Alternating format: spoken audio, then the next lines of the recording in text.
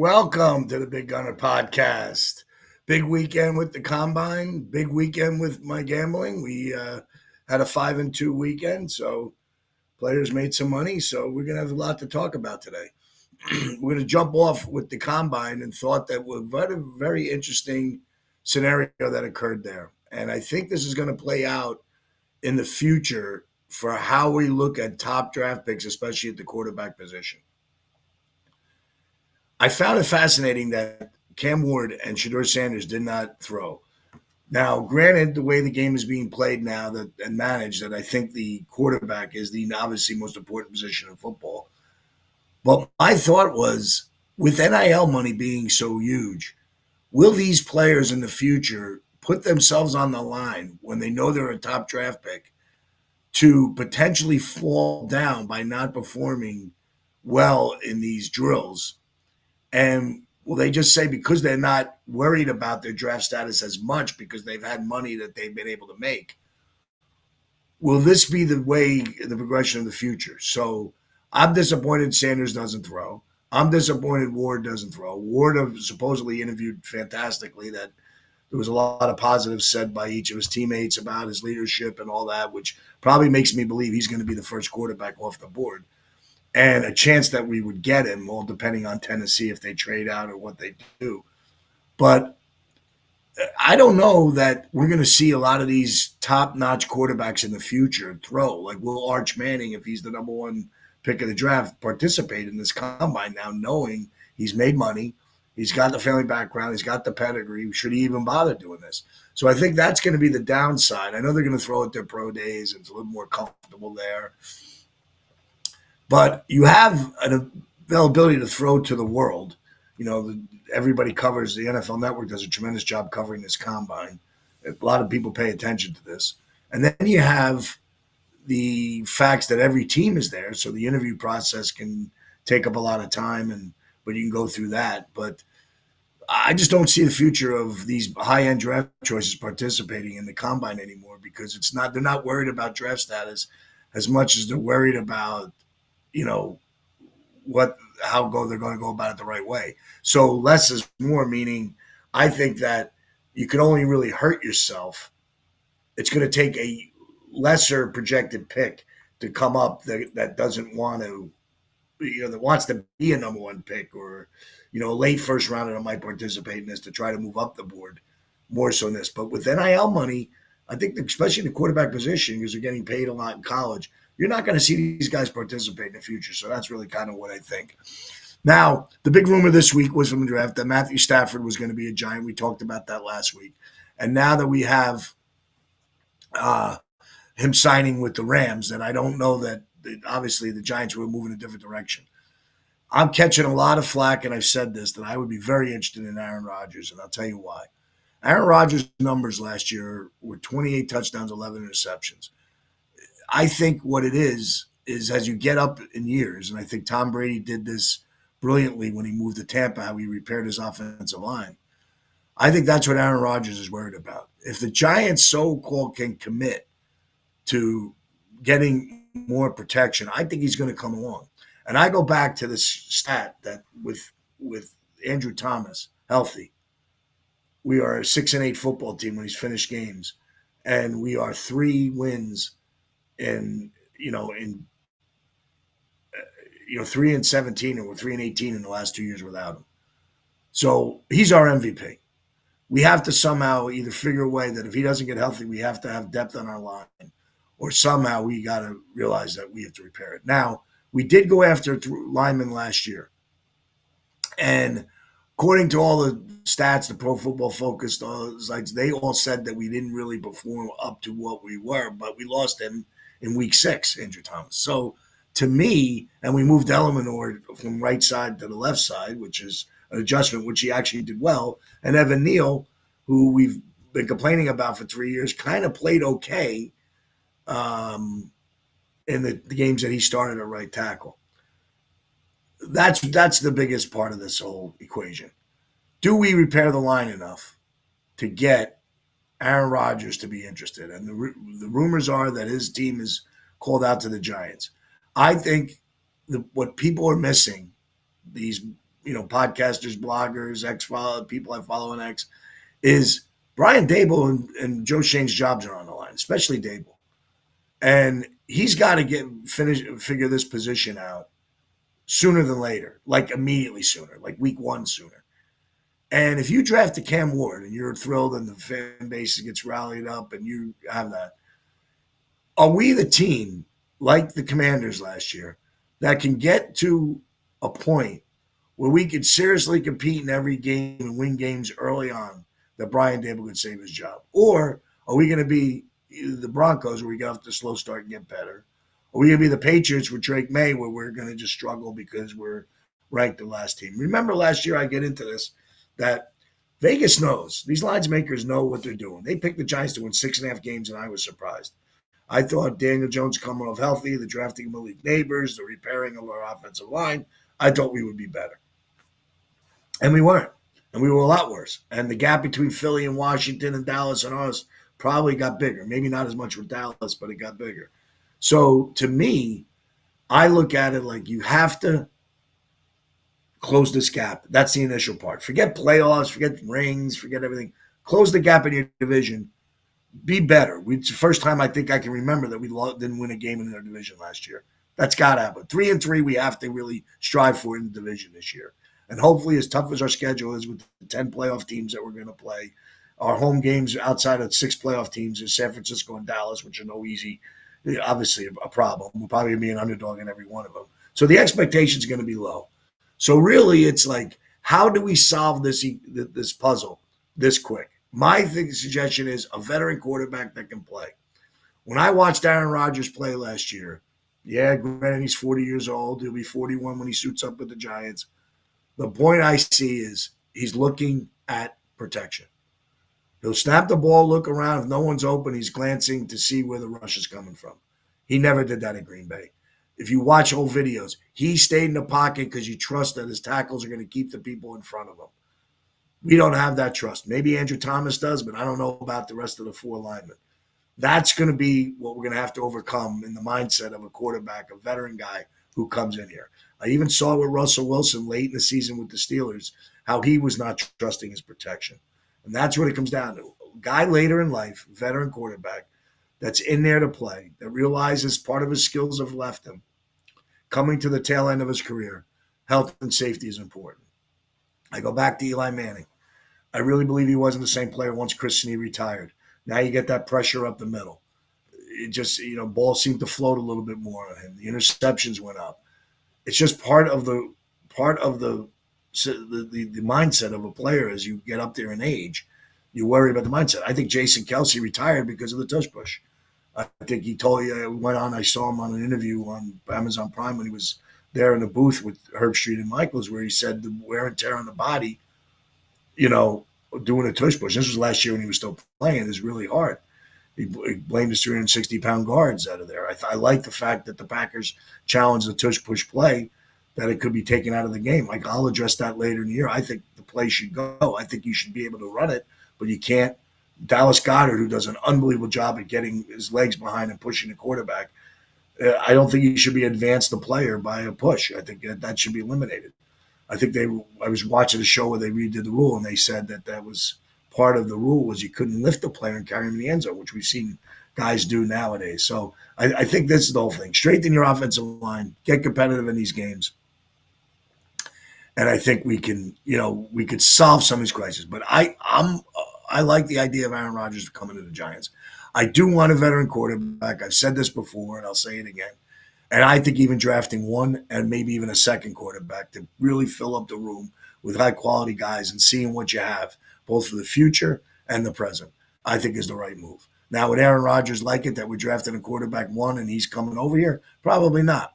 But he's got to realize that if I'm Brian Dable, you're saying you're helping me repair this, but I got to stay around. I want to keep my job, and that's what I have to do it. And we went through that going back 40 years in 1984 when I was an assistant equipment manager with the Giants. That was Parcells' theory, that he was going to be out of there really quick. If you go watch his bios, there's a shot with Jimmy the Greek and Brent Musburger said Bill Parcells coming off a bad year. Is his job in jeopardy?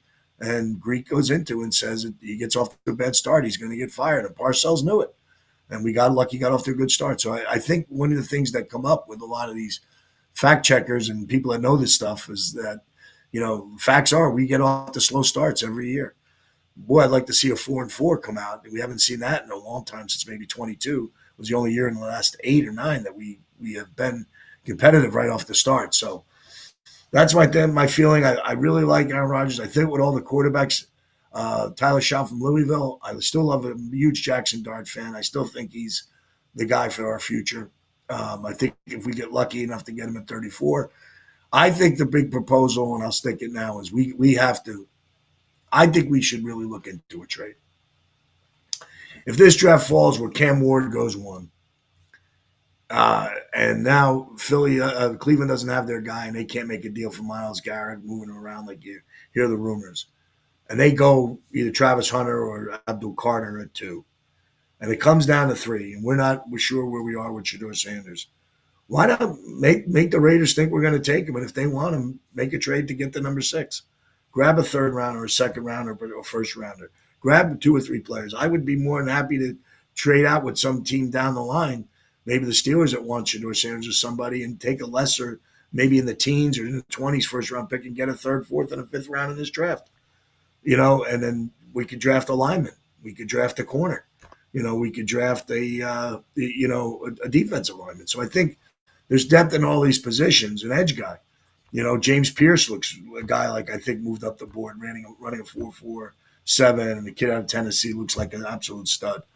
There's players out there that could fill what we need to do and get the best player available at 18 or 19, but then we get 3 more picks. And the draft nicks have been saying that this draft around, pick 50 to pick 120 is going to be a solid draft.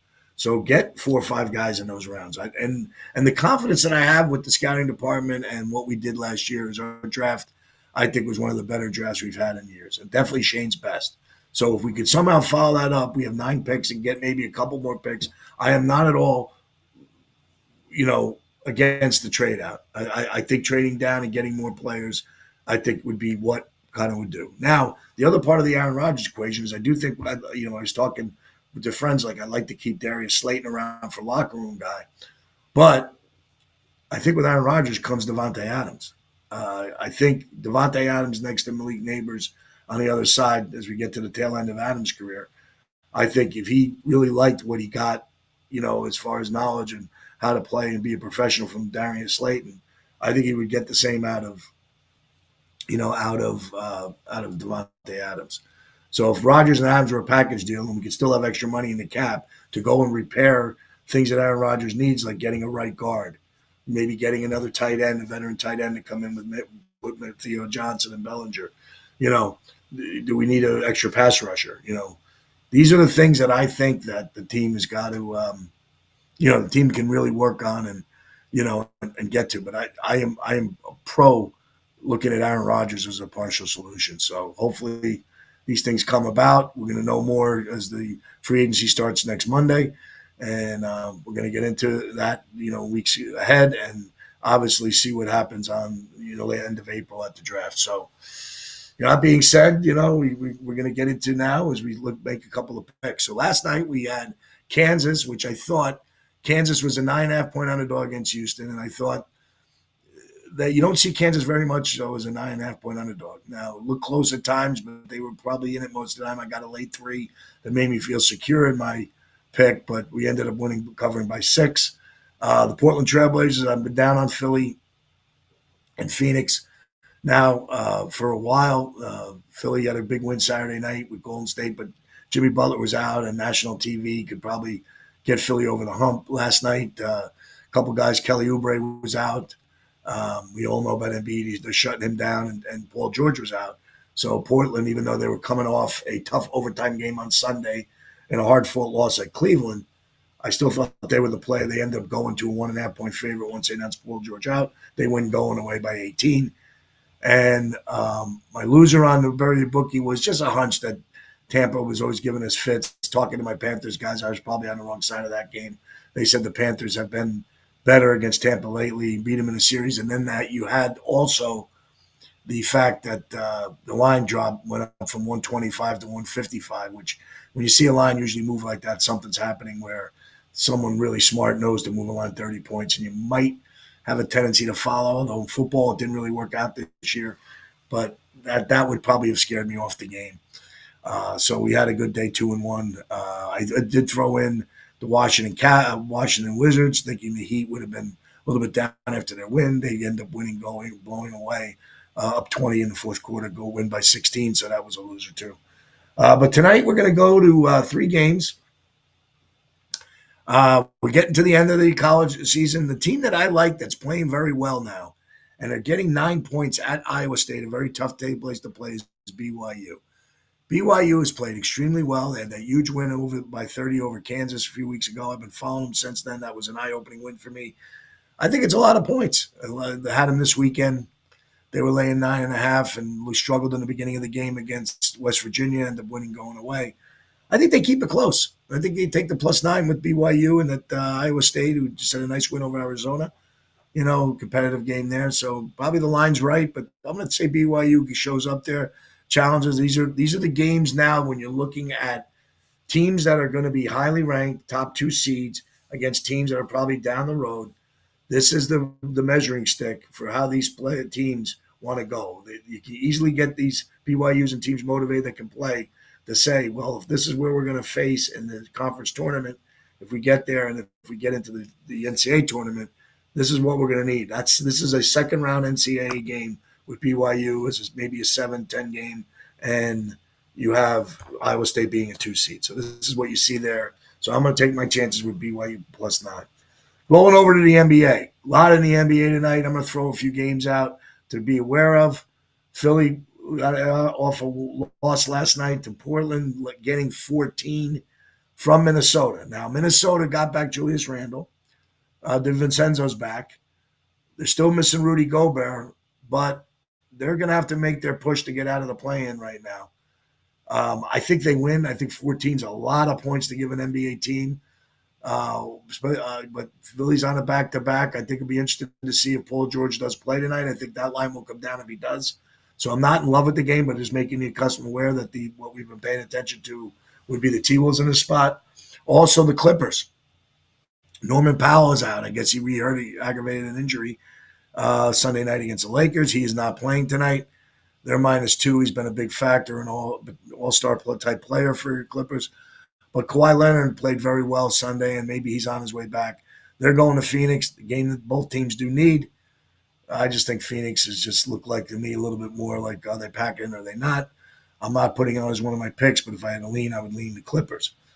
Games I like. The Nets are down in San Antonio. San Antonio's laying 3.5. San Antonio's been pretty impressive lately, with the loss of Wembanyama.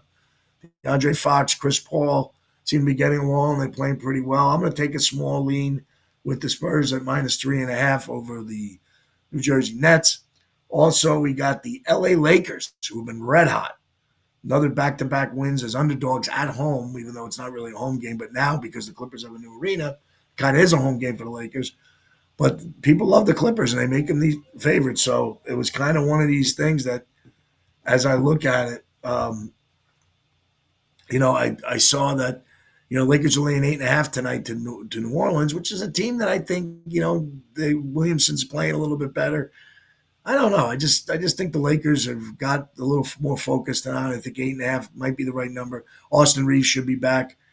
They're winning games without him. I like the Lakers. They're -8.5.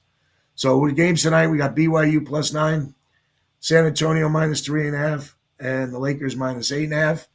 With a little lean with the teams we're betting against. The go against are Phoenix and Minnesota, and Phoenix and the Philadelphia 76ers lately. Just teams with high expectations that hasn't worked out for. They're probably going to miss the playoffs.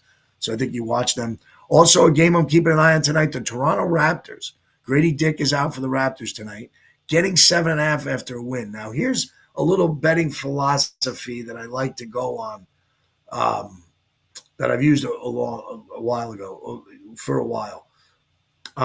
If you have a team that is, especially when we're playing these back-to-backs now, which I find very fascinating, but I like a team that solves some momentum. I think the Raptors were up 17 points with like 5 minutes or 4 minutes to go in that game, and Orlando got it down to a one possession game. I think that gives them a little momentum leading into tonight that they would got that close, missed a shot at the buzzer that could have tied or win the game. The line moves from 6.5, 7 to now 7.5. Find that fascinating. Magic really kind of need the game. Toronto's probably on the outside looking in, but the Raptors were playing pretty good. So do I stick to my guns and believe in that philosophy that now, because they had such a big run at the late in the game, they figured some things out. Maybe they're more motivated. They come in and go ahead and get a big win. A couple of back-to-back games that you see in these teams sometimes reverse the results. I just think 7.5 points is a little lot for a team like Orlando the way they've been playing LA. But I'm not in love with the game, and I'm just putting it out there from an analytic standpoint, analyst standpoint. That's a very fascinating game off the back-to-back from Sunday night that Toronto beat them, and the line has actually gone higher. So that's from a lines watch. I would say that probably scared me off that game. It was down to 5.5. I'd probably weirdly like Toronto a little bit more, but we're not going to stay off. We'll figure out where our nights is. So we're going to keep our injury report. Follow us on Instagram. Follow us on Bury Your Bookie with Defo. Like that we keep picking winners for Bury Your Bookie, and we'll take it from there. So next week we'll have a little bit more on where we are as we get close to the free agency. I think we'll be right in the middle of that. We'll probably hear some moves over the weekend. Hopefully the Giants make some hay. I found it also interesting that the left tackle for Jackson from the Rams re-signed, and I also felt that Trey Smith got the franchise tag with the two number one stories that the players that re-signed that came out last week were the first two. I think, again, me being an offensive line guy, in my time, it was the most interesting position I saw when I didn't really understand football. As a young equipment manager, I got to see every practice. And boy, I hang out with the offensive linemen, being their size and maybe not being so big, but yet watching agility, watching the movement and how they were being coached and how important it is. And as we watch this further, everybody's in love with the quarterbacks and everybody loves those people, but you got to win in the trenches. Philadelphia proved it in the Super Bowl. They've been this good for so long because they win in the trenches. And that's really the name of the game. And for us to compete with the Super Bowl champs, we've got to get better in the trenches. So hopefully we can stay healthy in that spot. That's going to be the key to the season. And we will find a little bit more. Hopefully we get a guard or a lineman in free agency, and we'll get more draft information for you and hopefully more winners. Follow us on the Big Gunner in 1984 on Instagram and Bury Your Bookie. And let's go get some winners.